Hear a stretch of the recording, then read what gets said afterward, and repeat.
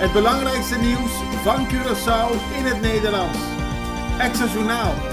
Vers van de pers.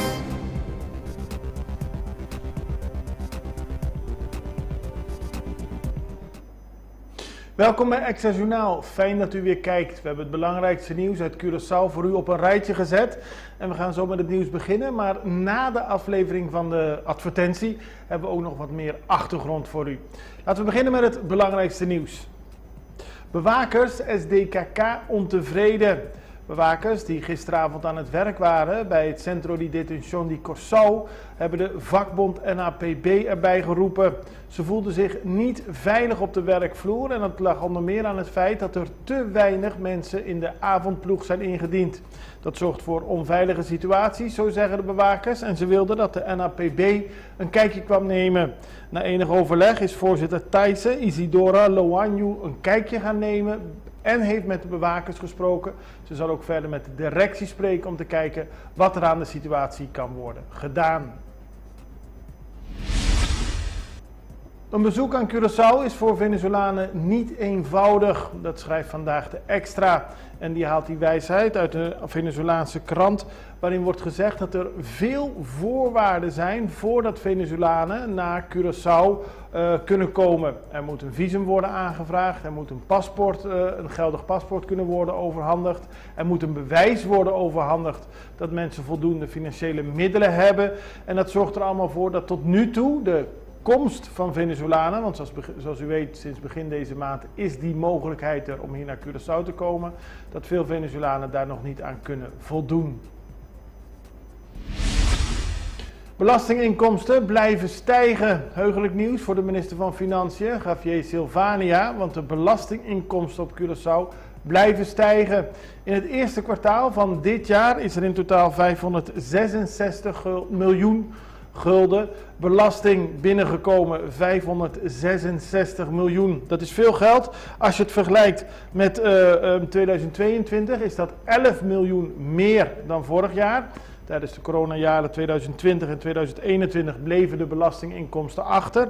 Maar het is bijvoorbeeld ook meer dan het jaar 2019, het laatste jaar voor de coronapandemie. Toen werd er 548 miljoen belasting betaald op Curaçao. Duidelijkheid over banen.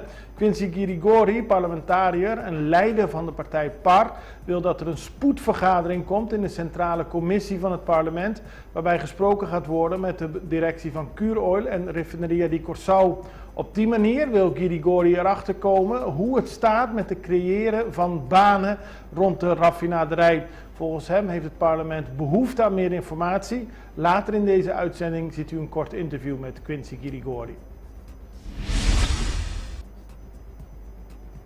Politie houdt chauffeur aan. Bij de Zuiderzeestraat in Suffisant vond gisteren een vervelend incident plaats. Een man in een auto ging verhaal halen bij de familie van het meisje dat zijn relatie verbroken had. Dus hij ging op zoek naar de vrouw, kwam daar terecht met familieleden van de vrouw. De vrouw wilde hem zelf niet meer zien. Dat leidde tot een handgemeen. De man stapte in zijn auto, reed op de personen in.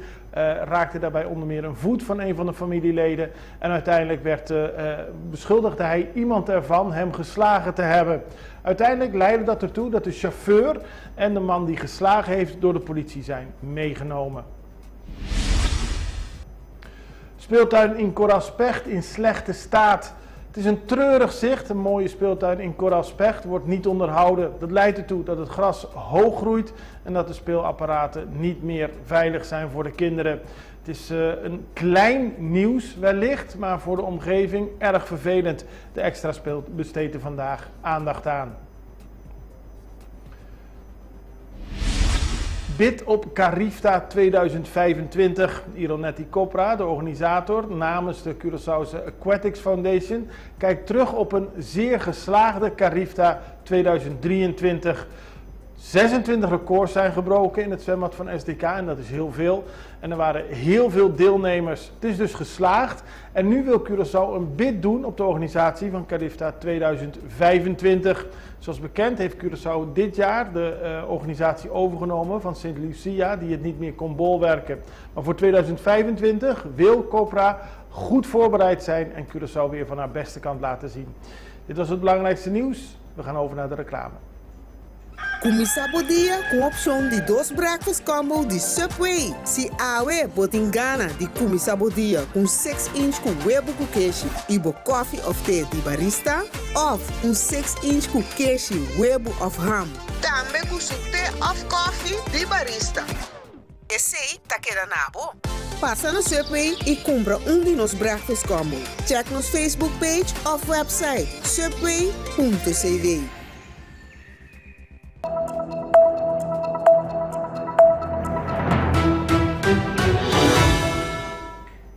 We hadden het er al tijdens het nieuwsoverzicht over. De PAR heeft een brief gestuurd aan de parlementsvoorzitter. Ze wil een spoedvergadering in de Centrale Commissie over Curaoil om te praten met de directie van Curaoil en Refineria di Curaçao. Op die manier wil het parlement duidelijkheid krijgen over het creëren van banen van mensen die bij de raffinaderij kunnen werken. Quincy Guiricori legt uit waarom de brief verstuurd is. Kijk, op 16 februari en daarna ook op 3 maart, tijdens de openbare vergaderingen, heeft de premier aangegeven dat hij opdracht heeft gegeven aan de Curaoil en aan de RDK om zaken te gaan doen met de raffinaderij, terwijl men bezig is aan het werken aan een partner, long term. Dat vinden wij supergoed en het is belangrijk dat we erover worden geïnformeerd. Wat we op dit moment doen is die 2 NV's oproepen bij de Staten, dat de Centrale Commissie in een aparte vergadering tijd kan besteden aan de plannen op korte termijn, zowel een werkgelegenheid, inkomsten voor die groepen te genereren en ook een positieve economische impact te creëren, dat de Staten als orgaan die de overheid controleert, daarachter kan staan. Nogmaals, wat er de afgelopen 2 jaar heeft afgespeeld, dat het allemaal buiten het gezichtsveld van de Staten heeft afgespeeld, kan niet meer. We willen transparantie, maar we willen op een transparante manier werken aan het steunen dat op zo kort mogelijke termijn banen worden gecreëerd door de mensen die thuis zitten en wachten op een alternatief. Want dat is het belangrijkste eigenlijk, hè? De banen, de mensen zitten nu thuis, zij moeten werken, beter voor de economie en we moeten daar duidelijkheid over krijgen. Precies, dus de uitspraak dat op korte termijn eraan gewerkt moet worden, naast het hele zoeken naar een partner long term, dragen wij als de part. Dus daarbij willen we het premier gewoon simpelweg steunen bij de uitspraken die heeft gemaakt in de Staten. Maar daarvoor hebben we natuurlijk wel meer informatie nodig van Curaoil en van de RDK. Dus daar gaat het om, zo kort mogelijk tijd banen creëren voor meerdere mensen, dat zij kunnen gaan werken. Dat draagt ook bij aan de economie, die op dit moment alleen op toerisme is gestoeld. Dat wij op korte termijn nog meer economische inkomsten gaan genereren als land. Dus dat is het doel van de PAR en dat willen wij middels deze vergadering op gang brengen. Dan gaan we over naar een heel ander onderwerp. Meer en meer bedrijven op Curaçao hebben een vertrouwenspersoon. Die moet ervoor helpen dat er minder ongewenst gedrag op de werkvloer plaatsvond. Of in ieder geval dat de mensen daarover kunnen klagen, informatie kunnen krijgen. Wat dan ook. Het is in ieder geval een goede ontwikkeling, zo stelt Karin Bosman van Report App. Op 14 april organiseert zij een bijeenkomst voor bedrijven waarin meer uitleg wordt gegeven over vertrouwenspersonen. Aan Karin Bosman stelden we de vraag, wat is een vertrouwenspersoon eigenlijk? Een vertrouwenspersoon is eigenlijk een gesprekspartner die in een organisatie voor alle medewerkers benaderbaar moet zijn met vragen die je hebt over gedrag of in het algemeen. Maar ook gedrag wat je misschien persoonlijk als ongewenst hebt ervaren. Dus het is niet alleen een meldpunt? Het is absoluut geen meldpunt. Het is echt een gesprekspartner met wie je van gedachten kan wisselen over het beleid wat er misschien is. De gedragscode die er misschien wel is of juist niet is. Of wel is maar niet bekend is. Het is eigenlijk iemand die de organisatie helpt als ambassadeur van het beleid en de gedragscode om mensen erbij te betrekken. Dat is anders dan sommige mensen misschien zullen denken, want dan wordt zeg maar een vertrouwenspersoon toch gezien als een soort politieagent waar je naartoe moet gaan om aangifte te doen. Ja, en dat is het niet. En dat is zonde, want het is juist iemand die je op weg kan helpen om weer lekker in je vel te zitten. Je hebt het nu mij uitgelegd en de kijkers, maar er wordt een speciale sessie georganiseerd om ook de bedrijven uit te leggen wat ze er precies mee kunnen doen, toch? Ja, dat klopt. We hebben op 14 april een sessie in het gebouw van Optima. waarin we bedrijven zeg maar meenemen in het proces van de vertrouwenspersoon als gesprekspartner in je organisatie. Dus hoe ziet die rol of functie eruit? Wat mag je verwachten van een vertrouwenspersoon? Waar maak je het verschil? En hoe betrek je mensen bij die oplossing om ongewenst gedrag te voorkomen?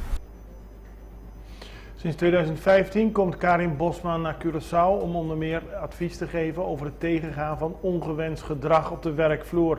Ze is een deskundige in Nederland en ook op de Antillen helpt ze veel eilanden hier.